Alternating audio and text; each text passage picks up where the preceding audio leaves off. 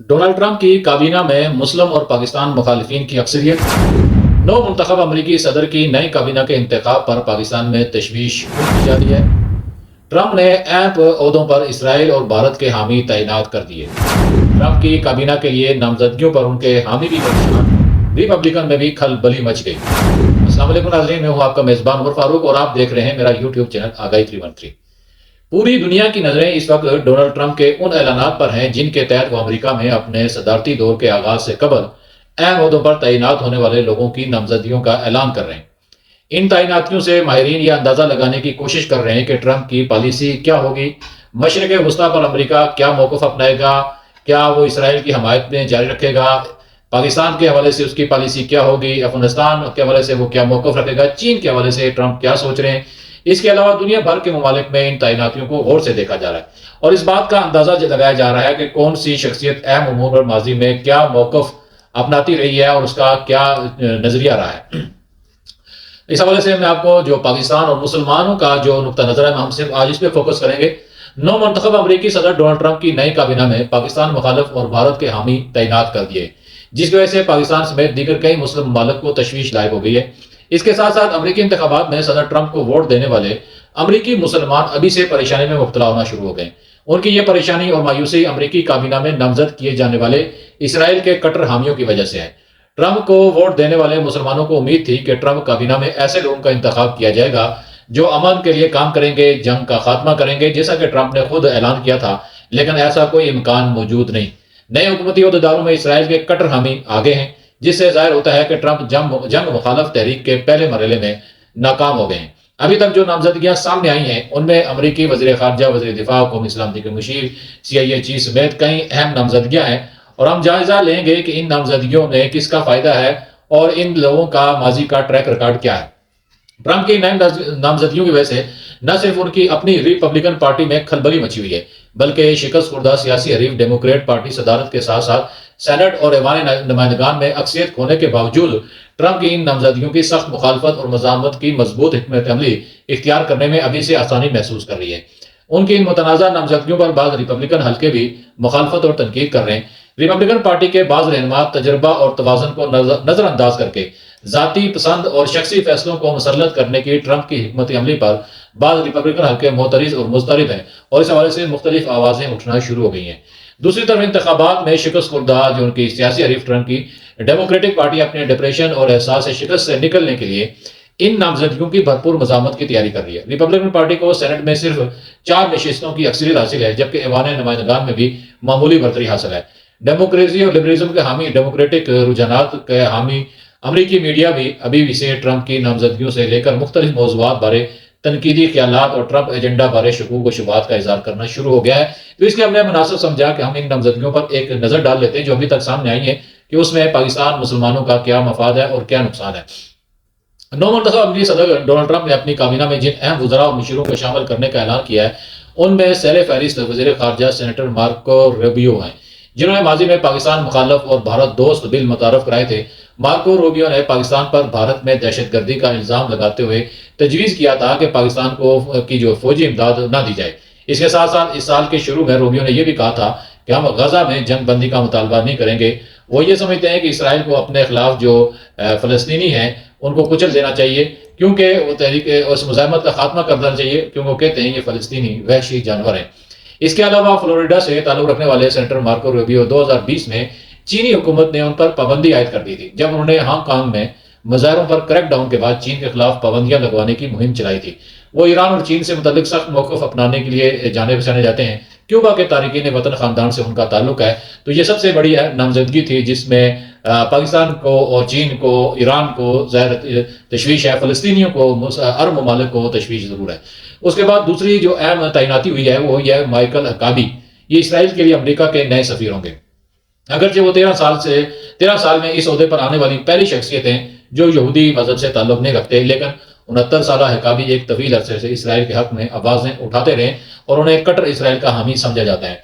अमरीकी रियासत आर्कनास के साबिक गवर्नर ने पहला दौरा इसराइल 1973 में किया था। उसके बाद से वो वहाँ जाने वाले दर्जनों ईसाई मिशनों की जो क़यादत करते नजर आए हैं। 2018 में इसराइल के दौरे के दौरान मगरबी किनारे पर एक नए हाउसिंग कम्प्लेक्स के लिए ईंटें बिछाते हुए انہوں نے یہ کہا تھا کہ وہ کسی دن یہاں گھر خریدنا پسند کریں گے۔ 2008 میں مائک حکابی نے ایک بیان میں کہا تھا کہ فلسطین نام کی کوئی چیز ہی نہیں۔ مائک حکابی کی نامزدگی پر اسرائیل کے وزیر برائے قومی سلامتی ایتا میریبین گوئر نے سوشل میڈیا پر ان کا نام جھنڈے اور دل کی ایموجیز کے ساتھ شیئر کیا ہے۔ اس کے ساتھ ساتھ مشرق وسطیٰ کے لیے سٹیو وٹکوف کو خصوصی ایلچی نامزد کیا گیا ہے۔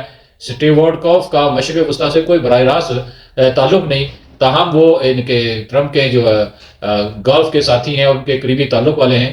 اور مائک حکابی، یہ سٹیو وٹکوف اور مائک حکابی کے علاوہ اقوام متحدہ میں امریکہ کے سفیر کی نامزدگی سے اب تک یہ ظاہر ہوتا ہے کہ ٹرمپ اسرائیل کی کھل کر حمایت کریں گے۔ اور جن مسلمان رہنماؤں کو یا ممالک کو یہ امید تھی کہ ٹرمپ اسرائیل میں کی جو ظلم و بربری ختم کرائیں گے، انہیں میرے خیال میں یہ منہ کی کھانا پڑی ہے، اور ایسا کوئی ارادہ امریکہ کا نظر نہیں آتا کہ وہ غزہ جنگ بند کرائے۔ اب سب سے بڑی اور سب سے اہم نامزدگی کی طرف آتے ہیں۔ سب سے بڑی نامزدگی دنیا کی طاقتور ہندو خاتون امریکہ کی نئی ڈائریکٹر انٹرنیشنل انٹیلیجنس نامزدگی ہے۔ دنیا کی طاقتور ہندو خاتون تلسی گبارڈ امریکہ کی نئی ڈائریکٹر نیشنل انٹیلیجنس ہوں گی، جو 18 انٹیلیجنس جو ایجنسیاں ہیں ان کی سربراہی بھی کریں گی۔ اس کے علاوہ ڈائریکٹر آف نیشنل انٹیلیجنس قومی سلامتی کے امور پر صدر، قومی سلامتی کونسل اور ہوم لینڈ سیکورٹی کونسل کے مشیر کے طور پر کام کرتی ہے۔ اپنے آپ کو کرمایو گیلانی والی 43 سالہ تلسی امریکی کانگریس میں پہلی ہندو ہونے کے ساتھ امریکی ساموا سے تعلق رکھنے والی پہلی رکن ہے۔ ان کے والدین کا تعلق امریکہ سے ہے۔ کرمایو کہلانے والی تلسی امریکی کانگریس میں پہلی ہندو رکن تھیودین امریکی ہیں، جن کا بھارت سے کوئی رسمی تعلق تو نہیں، تاہم ان کی والدہ نے ہندو مذہب اختیار کیا تھا۔ تلسی گبارڈ کی پہلی شادی 2006 میں طلاق پر ختم ہوئی، دوسری شادی 2015 میں ہوئی، لیکن ان کی کوئی اولاد نہیں۔ تلسی نے امریکی پارلیمنٹ میں بھگوت گیتا پر ہاتھ رکھ کر حلف اٹھایا ہے۔ ان کے بھارتی وزیر اعظم نریندر مودی کے ساتھ قریبی تعلقات ہیں۔ انہوں نے گجرات فسادات میں مودی پر امریکی ویزا پابندی کو بڑی غلطی قرار دیا تھا۔ 2014 میں مودی کی دعوت پر انہوں نے ہندوستان کا 15 روزہ دورہ کیا تھا۔ 2019 میں ہندوستانی حکومت کے ایونٹ کی مہمان خصوصی بنی تھی۔ تلسی جو ان کی مہم کو ہندو اکثریتی تحریک سے وابستہ 100 سے زیادہ افراد سے چندہ ملا تھا، جس کا مودی بھارتی جنتا پارٹی میں بڑا حصہ تھا ان لوگوں کا۔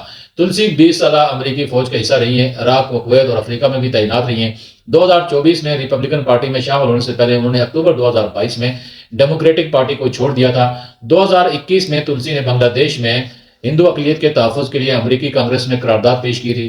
پاکستان پر اسامہ بن لادن کو پناہ دینے کا الزام عائد کیا تھا۔ گبارڈ نے حافظ سعید کی رہائی پر تنقید کی تھی۔ بعض ریپبلکن حلقے ان پر روسی ایجنٹ ہونے کا بھی الزام لگاتے ہیں۔ بہرحال ڈونلڈ ٹرمپ کی جانب سے سابق ان کو نامزدگی یہ ثابت کرتی ہے کہ وہ پاکستان مخالف اور بھارت کے حمایت کے جو یافتہ لوگ ہیں ان کو ساتھ رکھنا چاہ رہے ہیں، اور ان کی جو پالیسی ہے وہ بھارت کی حمایت ہے۔ اسی طرح ایک اور نامزدگی ہے ڈونلڈ ٹرمپ کی جانب سے سابق ڈائریکٹر انٹرنیشنل انٹیلیجنس جان ریڈ کلیف کو امریکی خفیہ ایجنسی CIA کا ڈائریکٹر نامزد کیا گیا۔ یہ بھی بڑی اہم نامزدگی ہے۔ جان ریڈ کلیف کون ہے، ان کے بارے میں آپ کو بتاتا چلوں۔ یہ 2019 میں سابق اسپیشل جو کونسلر تھے رابرٹ مولر، ان کے حوالے سے بھی ایک تحقیقات میں شامل رہے تھے۔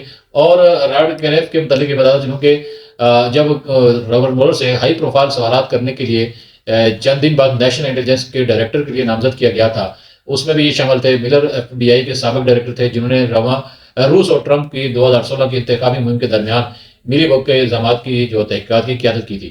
CIA نے چیف جان ریڈ کلیف کی نامزدگی کو بھی پاکستان کے لیے ایک پیغام قرار دیا جا رہا ہے، کیونکہ پاکستان ان کی ترجیحات میں کبھی شامل نہیں رہا، جبکہ نئی دہلی میں ان کی بہت آؤ بھگت کی جاتی ہے۔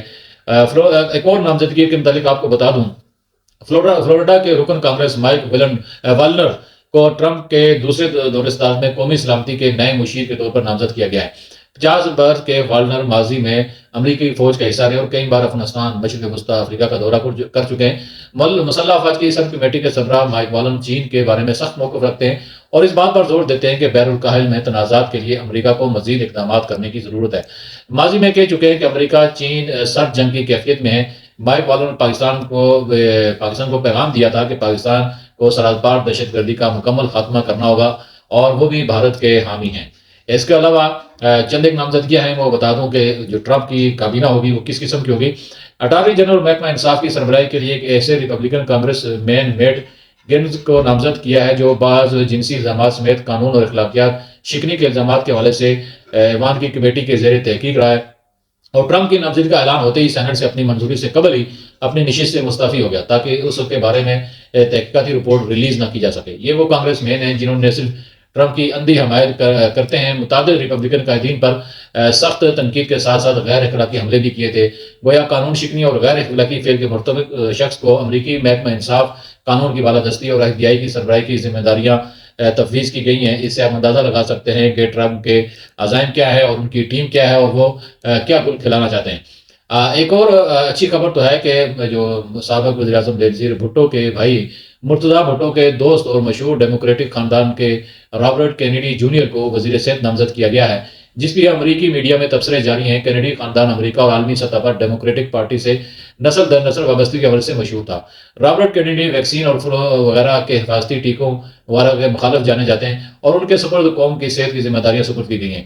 ٹرمپ کی جانب سے بعض مزید نامزدگیوں کے بارے میں بھی ایسی متنازع شخصیات کا چرچا ہے، جبکہ متعدد ریپبلکن سینیٹر، کانگریس مین اور ریپبلکن قائدین بھی مخالفت اور تحفظات کا اظہار کر رہے ہیں۔ ڈیموکریٹس کی مخالفت اور مزاحمت بھی ہے اور اس کے علاوہ مختلف ان پر الزامات ہیں کہ ٹرمپ اپنے پارٹی کو چھوڑ کر دوستوں کو نواز رہے ہیں۔ بھارتی میڈیا کا دعویٰ ہے کہ ٹرمپ کابینہ کے انتخاب پر پاکستانی اسٹیبلشمنٹ، پالیسی سازوں اور تھنک ٹینکس میں بے چینی بڑھی ہے۔ اعلیٰ حکومتی اور عسکری حکام مبینہ طور پر امریکہ کے ساتھ تعلقات کی نئی حکمت عملی تیار کرنے میں مصروف ہیں۔ تو یہ چند ایک نامزدگیاں تھی جن کے حوالے سے میں نے تبصرہ کیا اور یہ دیکھنے کی کوشش کی ہے، جائزہ لینے کی کوشش کی ہے کہ ٹرمپ مستقبل میں پاکستان، اسرائیل، فلسطین، بھارت کے حوالے سے کیا موقف لینے جا رہے ہیں اور ان نامزدگیوں سے وہ کیا پیغام دینا چاہتے ہیں۔